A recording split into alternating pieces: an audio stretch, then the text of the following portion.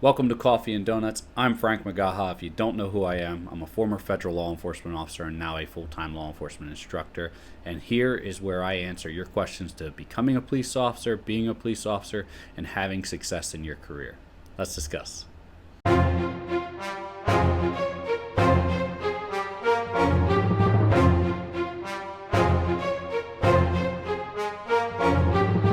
Okay, we have 3 pre-submitted questions from you, the actual followers, and we're going to dive into these. These are the ones that are pretty in depth. People are opening up and starting to express some frustrations with the hiring process, which is rightfully so, as well as concerned about whether or not outside factors will impact them. So first one, my interview process was very biased, as I believe I'm not into blaming, but I suspected a little bit of yeah. Anyway, a little bit of deterioration tactics, I think is what it's saying. Anyway, and my background investigator was my interviewer. Is that normal? So this depends on what you're asking. I've seen it multiple times where where you don't have a board interview, like no board interview whatsoever, no panel interview.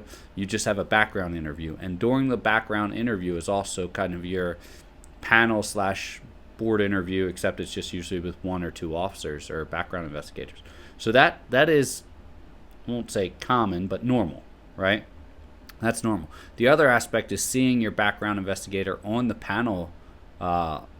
That's usually pretty common. Now, if you were following a typical hiring process from a traditional linear aspect, you wouldn't even know your background investigator until after you pass the board interview, until after the board says, hey, we like this guy, we're going to give them the thumb, or gal, and we're going to give them the thumbs up to move forward in the process. Then you would be assigned a background investigator. So this one, I'm not too sure, but if you see a background investigator and you don't see a board interviewer or a board panel, and that's normal. I've seen that with multiple different agencies. As for the bias part of this, I did a small segment on this before. What are you going to do, right? And I know that's mean and abrupt, but what are you going to do? Are you going to call them out? If it's blatant bias, sure, do the right thing. That's what law enforcement officers should be, even though you're not one, right? If you're seeing some type of bias or anything, due to your age, sex, religion, creed, whatever, especially all the protective classes, for hiring, sure, absolutely. Now, understand with law enforcement, age, they're allowed to have age regulations and things like that. But but you also have to have proof. A lot of people go into this, and this is actually where a lot of law enforcement officers fail. They go into this and they say, oh, I'm just going to jam up so-and-so, and I got qualified immunity, so I'm good. I'm not worried about it.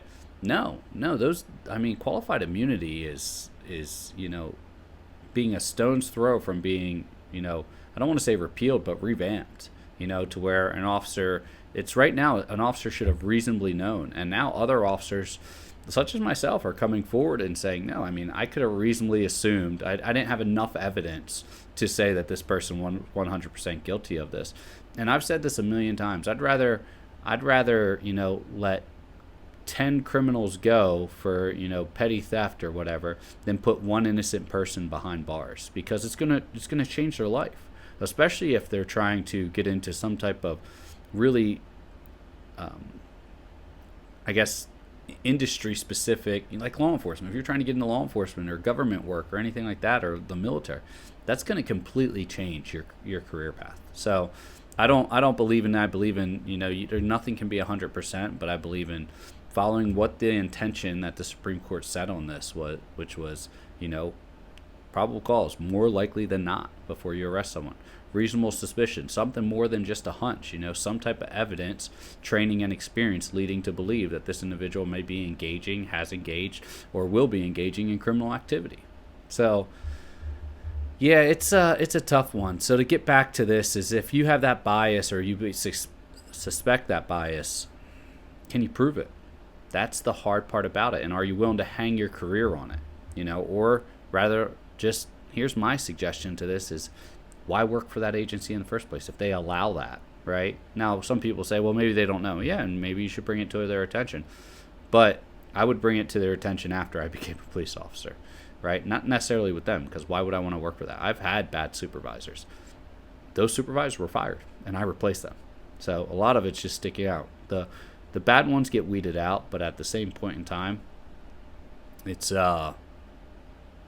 it can take time, and then it can be rough on the officers that have to deal with them. So this one's a personal choice, but you have to decide, what are you going to do? Are you going to still try to go for this agency? My recommendation is no. I don't want to work at an agency that allows that type of behavior.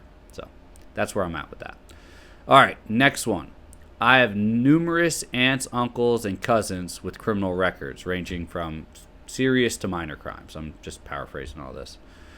Pretty much, how bad does this hurt me? I have minimum contact with all of them. Depending on who they are, I would have zero contact with all of them. And let me give you a personal example. I had a family member who had, engaged in criminal activity, minor criminal activity, but I didn't talk to him for over a decade. Right? I want to answer calls, I want to answer messages, emails, texts, nothing. And it's not because I didn't care about the individuals, but that individual made the choices that they made, and my contact with them could jeopardize my career, both in the military and in law enforcement. And that's how I provide for my family, for my wives and daughters. So, yeah, no, I would create distance there and have zero contact if possible, and that's much easier to explain.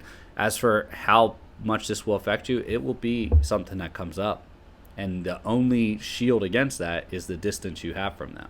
So if you say, like, hey, my cousin was arrested for trafficking narcotics, right, a serious crime, and you go to barbecues every weekend at their house, no, right? Or if your brother, sister, parents are in jail and you go visit them every week, yeah, it's not going to look good, right? They're gonna question, where you're at, and where, if it came down to arresting your own family, it could be a question you get on a board, by the way. If it came down to arresting your family member, would you do it? And your answer better be yes to that, but it better be in a very serious and realistic way where, I would, yeah, if I had to arrest my family, I would. If I could do it in a way that would prevent the department from being questioned, I would do that, where I would let another officer take control of the scene, and I would either provide cover for that officer, or I would get a supervisor out there due to the conflict of interest, right? You have to be reasonable. That's the whole standard of law enforcement, is reasonableness. Reasonable. Would another officer or another human in your shoes come up with the same conclusion you came up with, given the same exact information you had at the time? No armchair quarterbacking it, right there at the time based on the events and the information you had. That's where the standard of law enforcement conduct comes from. So yeah, I would create distance. That would be my suggestion for that one. How would walking out of a job, this is question number 3, how would walking out of a job look in a background check? I left my last job due to extreme workload. I could no longer handle myself and had spent weeks asking for help. It was during COVID, so I understand hiring was a nightmare for a lot of businesses. I also have 3-year job gap due to working with a cousin in a side hustle he was doing that was making us some good money. Would that be a huge red flag? There's a lot of red flags here just by how you're asking this question, but my first, let's go to walking out of the job. Yes, that's a huge red flag, right? Why but can you articulate it? I would articulate, and I did another short on this one too. I would articulate this one as I was, first of all, don't do the blame game. Don't do that. Take responsibility for it. Hey, It wasn't a conducive working environment. It was understaffed. I was overworked. It wasn't the agreed upon responsibilities that I signed up for. I made multiple requests. Those requests were unanswered. Ultimately, for my health and safety, I had to leave the position. I told them it was my last day, and I did not provide 2 weeks notice. And that's how I would articulate that, pretty much exactly like that. As for the 3-year job gap, just lists that you were working as a contractor for whoever. Your cousin. Yeah, your cousin. Whatever as long as it was a legal side hustle, and if it wasn't, then you got other problems to worry about.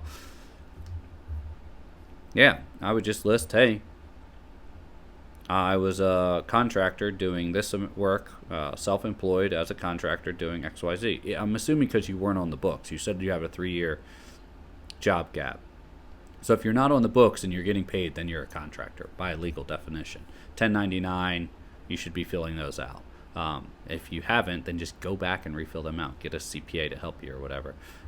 Because that will come up as a job, and they'll be like, did you do anything? And the minute you say, yes, I did something, but I didn't file properly, you're going to be in trouble. So that would be what I would do for that. But yes, I think your articulation is going to pop the flags, not necessarily the events. The events are easy to articulate, but the way in which you're doing it, yeah, I don't know if I'd do it that way. And this goes for any of these questions, or even you. If you want help articulating this stuff, jump on a coaching call. My instructors have free coaching calls. They're on our website, or actually down in the description as well. So you can jump on over there and jump on a free coaching call with any of my instructors. They have availables. Now, they book up quick, but that would be my recommendation if you're unsure about situations such as this. Also, on our website, www.armoganct.com, ARMOGANCT.com, is our new blog. We're posting every day on the new blog, giving some quick tips and everything, quick, easy read, as well as you can leave comments there, and we review all comments there and all comments over on YouTube as well. So, I hope this helps. Stay safe. I'll see you next time.